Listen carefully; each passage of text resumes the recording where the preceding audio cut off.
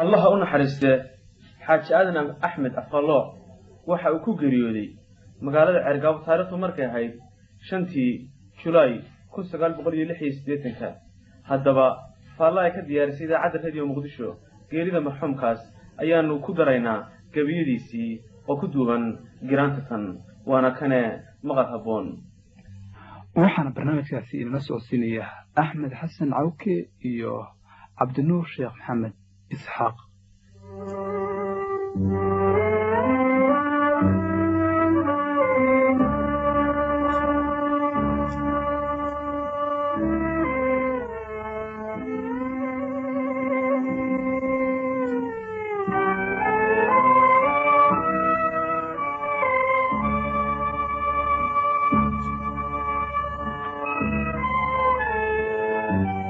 kulanti wanaagsan dhammaantiinba akhyaarta hawada naga dhegaysanayay waa barnaamij gaar ah oo ku saabsan halgankii iyo taariikhdii uu soo maray allaha u naxariistay xaaji aadan axmed xasan xaaji aadan afqallo xaaji aadan afqallo waxa uu ahaa nin ilaaheena weyni uu ugu deeqay oo uu siiyey cimri dheer isagoo ilaahay ka samata bixiyey muddada dheer ee uu noolaa amaba uu jiray saymo tiro badan iyo masiibooyin aan la soo koobi karin muddadii uu noolaa allaha u naxariistay xaaji aadan afqallo waxa uu ka qayb qaatay halgamadii loogu jiray xornimada dalalka Soomaaliya Suudaan Falastiin iyo kuwa kale oo ay dhaawac iyo dhibaatooyin aad u tiro badan ay ka soo gaadheen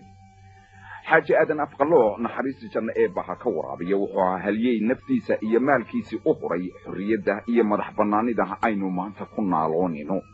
waxaana uu geeriyooday allaha u naxariistay bishan Juulaay 5teedii sanadkan 1986 oo ahayd maalin sabti ah wuxuuna ku geeriyooday magaalada madaxda gobolkaasi Sanaag ee la yiraahdo Cergaabo barnaamijkan gaarka ah allaha u naxariistay xaaji aadan afqallo aanu kaga warramano oo taxana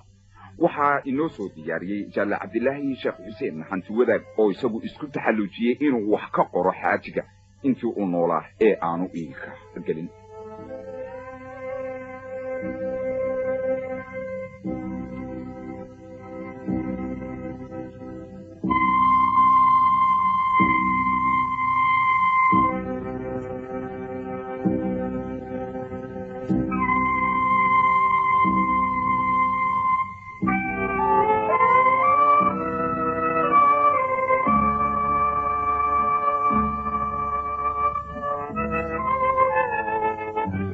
allaha u naxariistay xaajigu waxa uu ku dhashay miyiga degmada Cergaabo birinka la yiraahdo Haldhagan oo ah toga mirishi sanadku markuu ahaa 1850 waa waqti iminka laga joogo 137 sano xaajiga yaraantiisii dhibaato iyo khatar ayaa soo balaysay hase ahaatee waxa uu ahaa nin nasiib badan oo burjile markasta oo halisay la soo daristo farjiba ilaahay u furi jiray waana uu ka samata bixi jiray xaaji aadan afqallo naxariistii janna ee baha ka waraabiye isaga oo afar jira ayaa libaaxidiisa uu kala dhex booday hooyadii iyo aabihii hase yeeshee libaaxii dhowr daqiiqadood markii uu la ordayay isaga oo qowlaladiisa ku sita ayuu inta kayn cidlaa u dhigay isaga tegay isagoo aan cunin laba beriya ayuu halkaasi yiri ilaa ayaa arigii isagu ku soo footay goobtaasi oo ka diday gabadhii ariga markaasi la joogtay ayaa aragtay isaga oo dhiigii ka baxayay oo amuudii uu ku malaasay markaasaa inta ay ka fujisay dusha ay u ridatay gabadhii markii la baantay 3 bilood kadib ayaa xaajiga shir laga yaboobiyay waxaana loo geeyay cidiisii oo mar hore ka samirtay oo u qaadatay iyadoo una maleynaysay in libaaxii uu cunay sanadku markuu ahaa 1858 xaajiga oo 9 sano jira oo ari kula jooga xeebta Maydh ba hirarka baddu moolka u jiiteen markii intuu loox weyn oo uu xeebta ka helay inta fuulay badda uu kula dhexmaxay habeen ayuu ku hoyday badweynta dhexdeeda ilaa arooriyadii dambe 3 doonyood oo meeshii mariyay ay heleen 3daasi doonyood waxa iska lahaa niman isugu jira danaakil qarab u dhalatay wadankaasi Suuriya iyo Suudaaniyiin nimankaasi badmaaxiinta ah sanadkii 2 jeer ayay dalkan Soomaaliya iman jireen xilligaasina waxa ay marka ay tahay baahayd bad furanka iyaga oo badda ka guran jiray ayaa la yiri sadaf luul iyo kalluun iyo waxyaabaha kale ee macaadiinta ay ka helaan 6 bilood ayaa nimankaasi ay iyagu xaajiga haysteen kuna adeegsanayeen sidii qof ay iibsadeen oo kale markii dooniyihii ay soo buuxsadeen muddadii ay badda Soomaaliya ka kalluumaysanayeen ay u dhamaatay bay yimaadeen xaajiga iyagoo wata tuulo la yiraahdo Waqdara oo u dhaxaysay Mayd iyo Laasqoray si ay halkaasi badeeco iyo raashin uga iibsadaan kadibna dalkoodii dib ay ugu noqdaan xaajigana u sii kaxaystaan xilligaasi dalka Soomaaliya lacagii kama socon jirin ee waxa qof walba badeecadu haysto uu ku bedelan jiray mid kale oo qiimahan iyadu markaasi u dhiganta waxa tuulada la yiraahdo Waqdariya yimid niman gadisleeya oo Soomaaliya oo wata iyagu ari oo ay ku bedelanayeen dar iyo inta kale nimankii mid kamid ah oo reer Laasqoray magaciisana la oran jiray Cali Gaacir baa fahmay in wiilka yar ee doonta u saaran badmaaxintaasi shisheeyaha uu yahay Soomaali waxaana Cali Gaacir galka uu ka siitay seeftii isagoo oo ku xilafuray in uu dhamaantood dhagta dhiiga u darayo haddii aysan wiilka iska soo dejinin nimankii markii ay cabsadeen in waxyeelo loo geysto bay aadan afqalooc oo 9 sano jira iska soo dejiyeen waxaana soo kaxaystay oo gurigiisii keensaday Cali Gaacirkii aan horay u soo xusnay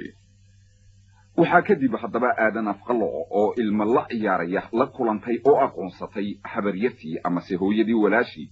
oo meeshaasi meel ku dhow reerahoodu ay soo degeen waana ay ku barooratay markii ay aragtay waayo waa laga quustay xaajiga waxaana loo qaatay in badu ay laqday Cali Gaacir oo ahaa ninkii badmaaxyada ka soo dhiciyay xaajigu waa uu diiday cidiisii wuxuuna codsaday in magtiisii la siiyo hase ahaatee waxaa heer bagtadu go'aamisay in 10 ishkina lagu soo furto xaaji aadan afqalooc sanadku markuu ahaa 1864 xaajiga oo 14 jira oo da'diisu 14 sano tahay ayaa cadan isagu u raacay dooni sidee ari iyo dhuxul badii ayaa kacday doontii ayaa dakhalkii ka jabay waana degtay xaajigii iyo dhowr nin oo kale ayaa ka nabad galay oo ka samata baxay shilkaasi markii la arkay una u soo gurmaday marka badda marayay kaasi oo isagu markaasi gabi ahaantood intii ka nabad gashay cadan geeyay oo u qaaday 7 casho kadib markii uu cadan yimid ayaa xaajigu waxa uu go'aan ku gaaray in bariga fog uu soo gudbo waxaana uu ku dhuuntay isaga oo khamiiskii gashan markab Hindiya ku socday xaajigu waxa uu halkaasi ku jiray 2 dharaarood hase ahaatee waxa uu kor u soo baxay markii uu khankii hoose uu ku kulaaday raashinkiina uu ka martay shaqaalihii hunuuda ahaa oo markaasi markabka ka xoogsanayay ayaa kala yaacay markii xaajigu uu ku soo baxay oo arkeen iyagoo u maleynayay in jinni badda uga soo baxay markabkaasi oo Ingiriisku uu iska lahaa waxa kabtankii watay xaajigii uu gacanta u gashay Blaiska dalkaasi India halkaasi oo muddo 2 bilood lagu xiray wadankaasi India gudihiisa kadibna waxa loo gudbiyay oo lagu celiyay magaalada Cadan oo bil idadna ku xidhnaa markaasi kadibna dalkiisii hooyo oo Soomaaliya ayaa loo soo mustaafuriyay waxaana xaajigu dib ugu soo noqday markaasi ka bacdi noloshii reer miyinnimada hase yeeshee 1879 xaajiga oo 29 sano jira ayaa dalka mar kale ka dhoofay waxaana uu aaday Cadan oo uu macaariif tiro badan ku yeeshay waxaana uu ka mid noqday gadisley isaga gooshi jirtay Cadan iyo Soomaaliya waxa ay Cadan ka gadisan jireen dugaagado faraajiin irbado iyo sonkor bangali oo intay daawo ku qooshaan dadka sharabahan ay uga iibin jireen الله نحرسته حاجي آدم أفقلوح وحو مركو تجي يمن شغالة وكان نقضي دوني ولهان صوماليا ومجي عيسى الأورنجري عبدو عيسى وحنا حاجيكو فرصة أوحلي إنه صومرو مجال مرسوينكا دلك صوماليا جيبوتي شام خليجكا إيو يمن مركو لعق حوق ليك حوق سرينا دوني دي وإساق حري وحنا كنا جاري مجالة الصنعة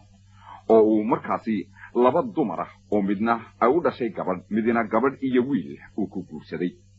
sanadkii 1880kiina waxaa xaajiga loo soo sheegay inuu geeriyooday wiilkiisii oo 20 jir ahaa oo Qaahira wax ku baranayay sida daraadeedna xaajigu waxa uu waan baxay Qaahira waqtigaasi kadibna waxa uu u soo noqday Yemen oo uu hawshiisii gadisleynimada ahaa uu sii watay xaajiga waxaa jidka cadan iyo sanca u dhaxeeya u fadhiistay niman qowlaysata xaajiguna isagoo isdifaacaya ayuu nin ka dilay qowlaysatadaasi markaasi kadib ayaa ilaaladii ingiriisku soo qabatay waxaana maxkamad ku taalla cadan ay ku xukuntay dil xaajigu xabsigii waa uu ka baxsaday waxaana uu ku dhuuntay markab u socday waddanka faransiiska furdada marsilia la yidhaahdo ee waddanka faransiiska ku taalla baa laga soo qabtay waxaana musaafiris loo keenay magaalada jabuuti markaasi kadib xaajigu wuxuu u sii gudbay ubaq oo uu uga lugeeyey musawa wuxuuna ku tegay waddankaasi masar isaga oo sii dhex maray idil ahaantiiba dalkaasi suudaan wuxuuna ku biiray jaamacadda al-azhar oo wax ku bartay markaasi xaaji aadan afqallooc markii uu ka soo noqday jaamacadda al-azhar waxa uu yimid suudaan waxaana halkaasi uu ka asaasay xer uu madax u yahay wuxuuna furay dugsiyo qur-aanka lagu barto dabeeto laba degmo oo waddanka suudaan ku yaala oo kala ah jabaldiin iyo noba xaajigu waxa uu ahaa ninkii ugu horreeyey ee diinta islaamka baray allah u naxariistay xaaji aadan axmed xasan afqallo wuxuu suudaan ka tegey markii ingiriisku ku tuhmay inuu la shaqaynayo dhaqdhaqaaqyadii gobonnimo doonka ee waddankaasi suudaan markaasi ka socday 3 biloodna ayaa halkaasi lagu xidhay wuxuuna u gudbay karim oo gobolka eritrea oo markaasi talyaanigu uu maamulayay